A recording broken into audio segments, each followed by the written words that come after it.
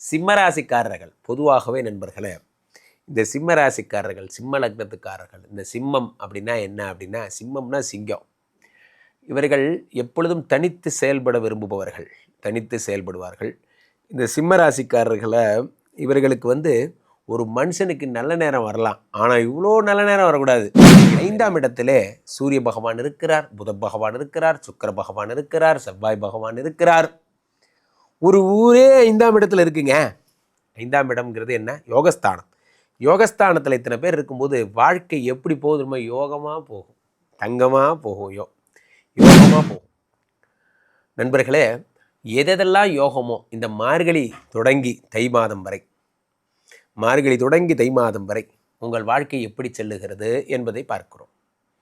அவ்வகையில் இந்த மார்கழி மாதத்தில் என்னெல்லாம் நல்ல விஷயம் நடக்க போகுது? பாயிண்ட் நம்பர் ஒன் என்ன அப்படின்னா, மார்கழி மாதத்தில் நடக்கின்ற முதல் நல்ல விஷயம், 2ஆம் இடத்துல இத்தனை பேர் இருக்கிறாங்க, அது குரு பகவான் பார்க்கிறார். அது குரு பகவான் பார்க்கும்போது என்ன ஆகுது அப்படின்னா, உங்களுடைய அதிர்ஷ்டங்கள் அதிகமாகிறது.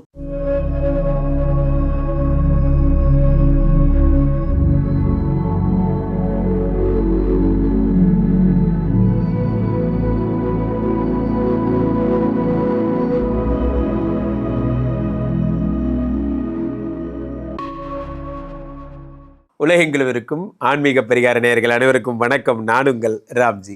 சிம்மராசிக்காரர்கள் பொதுவாகவே நண்பர்களே, இந்த சிம்மராசிக்காரர்கள், சிம்ம லக்னத்துக்காரர்கள், இந்த சிம்மம் அப்படின்னா என்ன அப்படின்னா, சிம்மம்னா சிங்கம்.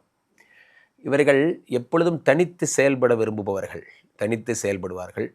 இந்த சிம்மராசிக்காரர்களை இவர்களுக்கு ஒரு மனுஷனுக்கு நல்ல நேரம் வரலாம், ஆனால் இவ்வளோ நல்ல நேரம் வரக்கூடாது அப்படிங்கிற மாதிரி. ராம்ஜி சார், வழக்கமாக நீங்கள் சிம்மராசிக்கு நல்லது சொல்ல மாட்டீங்களே. இங்கே பாருங்கள், யாரோ ஒருத்தன் கமெண்ட்டில் டெய்லி உன் வாயில் நல்லதே வராதா, ஏன் நல்லதே பேச மாட்டீங்களா, இப்படிலாம் சொல்கிறாங்க. இதெல்லாம் நீங்கள் எனக்கு சொல்லக்கூடாது. நான் எப்பயுமே நல்லது மட்டும்தான் சொல்லுவேன். இங்கே இந்த மாதிரி சாவு விழும், சுனாமி வரும், அலையெல்லாம் அடிச்சுட்டு போயிடும், அதெல்லாம் வேறு டீம். நான் கிடையாது, நான் அந்த டீம் இல்லை. நான் நல்லது மட்டுமே சொல்லி மனிதர்களை மோட்டிவேட் பண்ணுற டீம் நான்.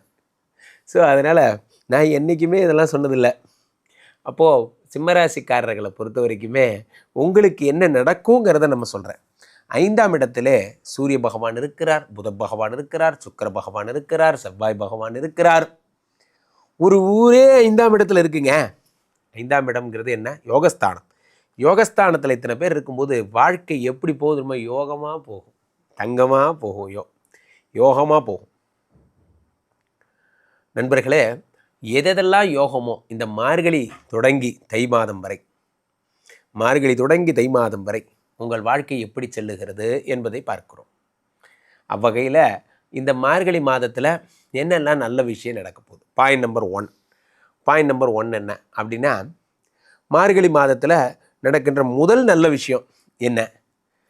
இந்த 2 கூடிய புத பகவானை குரு பார்க்கிறார். இதுவரைக்கும் தடைப்பட்டு இருந்த பணம் வரப்போகிறது. எப்போன்னா வர்ற இது வரைக்கும், ஜனவரி 14, 15 தேதி வரைக்கும். இந்த இயர் எண்டு உங்களுக்கு ஏதோ ஒரு பம்பர் லாட்ரி அடிக்க போகுதுங்க. சொன்னால் நம்ப மாட்டீங்க, இதெல்லாம் நடக்கும். இயர் எண்டு மாதிரியே இருக்காது. உங்களுக்கு பார்த்தீங்கன்னா வறுமைக்கு எண்டு, பிரச்சனைக்கு எண்டு, தோல்விக்கு எண்டுன்னு வச்சுக்கோங்க. அது பேர் இயர் எண்டு இல்லை. இதுங்களுக்கெல்லாம் தான் எண்டு. இயர் எண்டு இல்லை, இதுங்களுக்கெல்லாம் எண்டுன்னு பேர் வச்சுக்கோங்க. வறுமை, கடன், கஷ்டம், இதெல்லாம் எண்டு. 2 கூடியவனை குரு பகவான் பார்க்கும் பொழுது படிப்பு, வித்யா, நல்லா படிக்க போகிறீங்க, சூப்பராக படிக்க போகிறீங்க, வாழ்க்கையில் அடுத்த படிநிலை அடைய போகிறீங்க, இதெல்லாம் நடக்கும். அடுத்தாக 2ஆம் இடமாகப்பட்ட புத பகவானை குரு பகவான் பார்க்கும் பொழுது குடும்பக்காரகன் என்பதால் குடும்பத்தில் நல்ல நல்ல நிகழ்ச்சிகள், சுப நிகழ்ச்சிகள் எல்லாம் நடக்கும். திருமண வாழ்க்கை என்பது நல்லாயிருக்கும், குடும்ப வாழ்க்கை என்பது மகிழ்ச்சியாக இருக்கும், தனப்பிராப்தி என்பது நல்லாயிருக்கும். எல்லாம் 2ஆம் இடத்திலே 2ஆம் இடத்துக்குரியவரை குரு பார்க்கும் பொழுது. அடுத்து இந்த குரு பகவான் என்ன பார்க்குறாரு அப்படின்னா, இந்த 2ஆம் இடத்தை பார்த்ததைப் போலவே அடுத்ததாக சூரிய பகவானை பார்க்கிறார். இவர் தான் ராசியாதிபதி. ராசியாதிபதி சூரியனை குரு பார்க்கும் பொழுது தலைமைத்துவம், உடலில் இருக்கக்கூடிய பிரச்சனைகள் எல்லாம் சரியாகும். சூரிய பகவான் என்பது யார் அப்படின்னா, ஹெல்த்து மற்றும் லீடர்ஷிப். இதை குரு பகவான் பார்க்கும் பொழுது தலைமைத்துவம் அதிகரிக்கும். சிம்மராசிக்காரர்கள் பொதுவாகவே தலைமைத்துவம் அதிகமுடையவர்கள். என்றைக்குமே இந்த சிம்மம் அப்படின்னாலே தலைமை, காட்டுக்கு ராஜா அப்படிங்கிற மாதிரி சிம்மராசிக்காரர்கள் எப்பொழுதுமே தலைமைத்துவத்தில் மிதமிஞ்சியவர்கள். கொஞ்ச நாளாக இந்த தலைமைத்துவம் இல்லாமல் இருந்தது சார், நான் என்ன பண்ணுறதுனே தெரில. தலைமைத்துவத்தை வந்து நான் வந்து என் டீமில் ரொம்ப வந்து நான் வந்து டிஸ்ட்ராக்ட் ஆகிறேன். என் டீமில் நான் உருப்படியாக வேலை பார்க்குறதே ரொம்ப கம்மியான நேரம். என் டீம் கூட நான் செலவு பண்ணுறதே ரொம்ப கம்மியான நேரம் போன்று வருந்துபவர்கள்லாம் இனிமேல் வந்து கரெக்டாக இருப்பீங்க. இனிமேல் டீமை பில்ட் பண்ணி கூப்பிட்டு போவீங்க. நண்பர்களே, அடிக்கடி ஒரு அரசியல் தலைவர் ஒருவர் சொல்லுவார், அந்த மாதிரி தான். என்னது? துவங்குவது எளிது, நடத்துவது கடினம். இதை அடிக்கடி சொல்லுவார். நான் அதுக்கப்புறம் ரொம்ப இம்ப்ரெஸ் ஆகி அந்த டயலாக் என் டயலாகாக மாற்றிக்கிட்டேன். துவங்குவது எளிது, நடத்துவது கடினம். வாட்ஸ்அப் குரூப்லேருந்து ஆரம்பிக்குது நம்மளுடைய இந்த ஸ்லோகன். நிறைய பேர் வாட்ஸ்அப் குரூப் போட்டுருவாங்க. நாளைக்கு ரூபகலம்னு வச்சுக்கோங்களேன், ரூபகலம் ஸ்பெஷல் டீம் அப்படின்னு ஒரு குரூப் போட்டுருவாங்க. அந்த குரூப் எதுக்கு இருக்குன்னே தெரியாமல் அதுவும் ரொம்ப நாளாகவே நம்ம வாட்ஸ்அப்லேயே இருக்கும். கடைசியாக நான் குரூப்ஸில் போய் பார்த்தீங்கன்னா ஒரு 200 குரூப் இருக்கும். ஆமாம், இதெல்லாம் எதுக்கிட்ட இருக்குது? ஒரு குரூப்பாக நீங்கள் லெஃப்ட் ஆகணும். இதில் சில பேர் குரூப் விட்டு லெஃப்ட் ஆகிட்டோம்னா கோவம் வேறப்படுவாங்க. என்ன நம்ம குரூப் விட்டு வெளியே போயிட்டார், அவர் என்னென்னு கேளுங்க அப்படி. உடனே 2 ஆறுதல் ஃபோன் வரும். அம்மா என்னாச்சு, ஏன் குரூப் விட்டு வெளியே போயிட்டீங்க, அவர் கோவமாக இருக்காரு. ஏய், என் ஃபோனு, என் பர்சனல் ஃபோனு, நான் குரூப்பை விட்டு வெளியே வர்றதுக்கு எனக்கு எல்லா ரைட்ஸும் இருக்குது. என்னை ஏன்டா முதல்ல குரூப்பில் சேர்த்துனீங்க? நண்பர்களே, இந்த குரூப் அட்ராசிட்டிஸ்னு ஒரு புத்தகமே எழுதலாம். சும்மா இருந்த என்னை பிடிச்சி குரூப்பில் சேர்த்து விட்டுறது, அப்புறமா இவங்க ஏதாவது குரூப்பில் போடுவாங்களாம், அதை நான் பார்த்துக்கிட்டே இருக்கணுமா, அதுக்கு ரிப்ளை பண்ணலன்னா இவங்க கோவம் வேறு போடுவாங்களாம். அந்த குரூப் விட்டு வெளியே போயிட்டால் தனி மனித சுதந்திரம்லாம் ஒரு இந்தியா விட்டே வெளியே போகலாங்கிற அளவுக்கு தனி மனித சுதந்திரம் இருக்குது. குரூப் விட்டு வெளியே போனால் ஒரு 4 கவுன்சிலிங் பண்ணுவாங்க. எதுக்கு குரூப் போட்டு வெளியே போனீங்க? குரூப்பில் நீங்கள் போட்ட ஆங்கிரி சிம்பிள் அவருக்கு கோவம் வந்துருச்சு. கோவம் வந்தால் போடா, என் குரூப்பு, என் மொபைல், அப்படி தான் பண்ணுவேன். 5ஆம் இடத்துல அந்த மாதிரி தான். 5ஆம் இடத்துல இத்தனை பேர் இருக்கும் பொழுது தனியாக செயல்படணும்னு தோணும். அதுதான் சொல்ல வரேன். தனியாக செயல்படணும்னு தோணும். நான் யாருக்கு ரிப்போர்ட் பண்ண மாட்டேன். நாளைக்கு நான் லீவு, நான் தனியாக லீவ் போட்டுப்பேன். யாருக்கு நான் சொன்னேன்? ஆமாம், நீங்கள் லீவுன்னு சொன்னீங்க, அப்புறம் பார்த்தா மெரினா பீச்சில் இருந்தீங்க.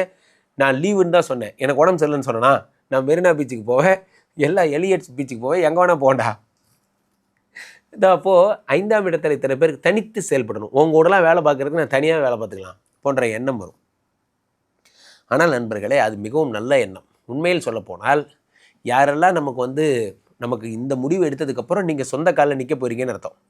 இந்த முடிவு எடுக்க ஒரு ஆண்மை வேண்டும். இந்த முடிவு எடுத்ததுக்கு பிறகு அது வாழ்க்கை உங்களுக்கு நீங்கள் முடிவெடுப்பதாக இருக்கும், அவர்கள் முடிவெடுப்பதாக இருக்காது. 5ஆம் இடத்துல இத்தனை பேர் இருக்கிறாங்க. அதை குரு பகவான் பார்க்கிறார். அது குரு பகவான் பார்க்கும்போது என்ன ஆகுது அப்படின்னா, உங்களுடைய அதிர்ஷ்டங்கள் அதிகமாகிறது, புத்திர பிராப்திக்கான வழிகள் கிடைக்கிறது, சொத்து பிராப்திக்கான வழிகள் கிடைக்கிறது.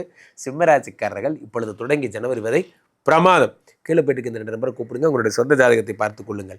உலக புகழ் வாய்ந்த நமது விஸ்வரூப விஷ்ணுமாயா எழுந்தரில் இருக்கக்கூடிய புனிதமான இந்த ஸ்ரீமடத்திலே தினசரி நடக்கின்ற விஷ்ணுமாயா ஹோமங்களில் கலந்து கொள்ளுங்கள். மீண்டும் ஒரு நல்ல பதிவில் சந்திப்போம். நன்றி, வணக்கம். இங்கே ஸ்தாபிதம் செய்யப்படுகிறார் விஷ்ணுமாயா. அது தமிழ்நாட்டில் இங்கே போரூர் கார்டன் ஃபேஸ் 2ல ஸ்ரீமடத்தில் மட்டும்தான் இருக்கிறது. வேற எங்கேயும் இவருக்கு ஆலயங்கள் கிடையாது. நம்மளுடைய வேலை இல்லை, குழந்தை இல்லை, நமக்குடைய எதிர்காலம் கேள்விக்குறியாக இருக்குது, கள்ள தொடர்பு, ஏமாற்றம், துரோகம் போன்ற பிரச்சனைகளுக்காக ஸ்பெசிஃபிக்காக பண்ணுற ஒரு ஹோமம். இந்த ஹோமம் 48 நாள் தினமும் பண்ணுறோம். இப்போ நீங்கள் புக் பண்ணுறீங்கன்னா இன்னிலிருந்து 48 நாள் இந்த ஹோமம் பண்ணி உங்களுக்கு அந்த பிரச்சனைகளை சேலஞ்சிங்காக சரி பண்ணி தரோம். ஸோ விஷ்ணுமாயா சாத்தனுடைய ஆலயத்திற்கு நீங்கள் வாருங்கள், இந்த ஸ்ரீமடத்திற்கு வாருங்கள், வந்து இந்த ஹோமத்தில் கலந்து கொள்ளுங்கள். இதை பற்றி தரவுகள் கீழே போயிட்டு இருக்க நம்பரை கேட்டு தெரிஞ்சு புக் பண்ணிக்கிட்டு இந்த ஹோமத்தில் நீங்களும் பங்கெடுக்கலாம்.